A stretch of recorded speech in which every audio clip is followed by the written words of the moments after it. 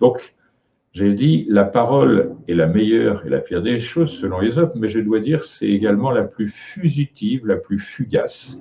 Et vous allez voir que dans les médias, le moyen utilisé, c'est la répétition. On vous oblige à apprendre les choses parce qu'on les répète et on les fait répéter. C'est un procédé vicieux. À chaque fois que quelque chose entre dans votre bouche, vous devez savoir si c'est bon ou mauvais pour vous-même, pour votre santé, votre équilibre, etc. Il en va de même pour les oreilles. Et donc, la chose doit être clairement entendue qu'il ne faut pas se laisser pénétrer par les oreilles. C'est expliqué ça par Rabelais. Il dit que la sagesse, la figure de la sagesse pour lui, sort par l'oreille. C'est la naissance par l'oreille. En effet, la véritable instruction chez les anciens, ce n'est pas le fait de lire les livres, c'est d'écrire ce que l'on comprend. De temps en temps, par exemple le samedi matin, on se consacre à écrire ce que on pense avoir compris. On écrit ça de manière aussi claire, c'est-à-dire sans ambiguïté si possible, sans double sens, avec une expression aussi parfaite et brève que possible, complète. Donc il y a le style qui vient, et le style écrit et le style oral ont une même source. Il faut faire attention à ce qui rentre dans vos oreilles. Et là, c'est là que se situe la digression peut-être la plus importante. La réalité pour les anciens est celle-ci. Lorsque vous entendez quelque chose, ça fait comme pour lorsque vous mangez. Ça va descendre d'abord et aller dans un estomac qui va lire en quelque sorte toutes les particularités, les spécificités de ce que vous entendez, mais à très très grande vitesse. Par exemple, pour donner une idée de la situation, dans l'organe de l'oreille, nous avons un trou qui est horizontal, quasiment, très légèrement incurvé, et qui arrive à une membrane qu'on appelle le tympan. Quand je fais ça, c'est que la membrane, j'ai multiplié quasiment par 1000. C'est une toute petite membrane souple, c'est-à-dire que les qualités de l'eau sont en elle aussi. Mais elle est souple d'une manière très particulière parce qu'elle est épaisse à certains endroits et très fine à d'autres.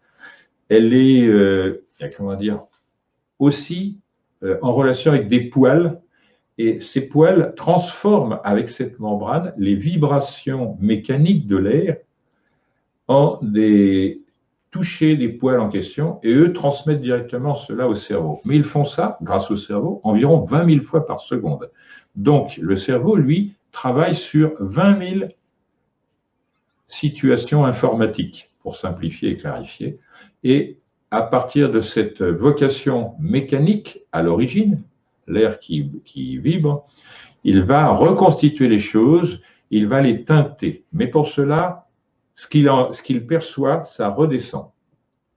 Si je devais parler de l'anatomie et de la physiologie des anciens, vous verriez, c'est très semblable à ce que je viens de dire. Conséquemment, ultérieurement, vous comprendrez plus facilement. Donc, ça descend dans un endroit qui est appelé ordinairement le cœur ou l'âme, chez les anciens. Donc, le cœur, on le connaît, c'est un organe qui est rythmé, etc. Mais on ne sait pas que le cœur a une autre fonction que celle de diffuser la vie grâce au sang. Et cette particularité est appelée le siège de la conscience. C'est-à-dire que ce n'est pas le cerveau qui a ça comme charge, c'est le cœur, le soleil, l'or, etc., dans la manière de voir des anciens. Et à cet endroit-là, ce que l'on entend par l'oreille, qui est réfracté par le cerveau, c'est-à-dire la lumière lunaire, ça va retourner dans le centre solaire du cœur pour prendre une teinte de type moral, c'est-à-dire l'éthos.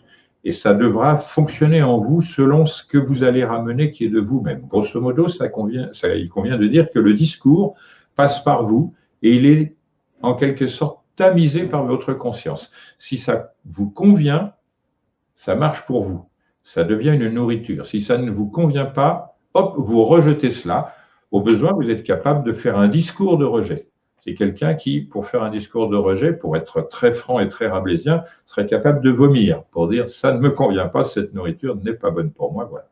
Donc, il est important de savoir que ce que l'on mange, la manière dont on mange, quand on mange, etc., on mange que du fromage pendant 6 mois, on est du résidu de fromage, on a le cerveau en fromage, etc. Donc, n'allez plus manger n'importe quoi, n'importe comment, s'il vous plaît, apprenez à cuisiner.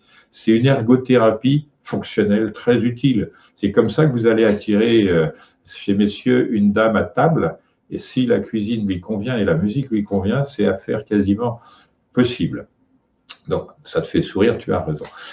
Donc, je continue. Pour l'oreille, c'est pareil. Si vous prenez n'importe quoi dans les oreilles, ce qui se passe dans les classes, dans les médias, c'est-à-dire 90% de notre temps, allez vous purger avec des personnes de qualité ou en ne prenant que des choses utiles. Si vous avez besoin de paix, de calme, d'être en quelque sorte protégé contre la malfaisance de ces propos, vous irez assez spontanément vers des choses qui sont encore plus glauques parce que encore plus perverses. Et là, je parle du New Age, qui est une version pourrie de ce dont je parle de la part des Illuminati. C'est une des manipulations des Illuminati. Donc, ce que je vous demande, c'est de... Je l'ai dit dans un cours il n'y a pas si longtemps, c'est en latin, mais je vais le dire en français. Pensez par vous-même. C'est le seul moyen réel de se préparer au combat de la vie. Pensez par vous-même. Si vous êtes en... Après, il faut se conformer à des règles générales.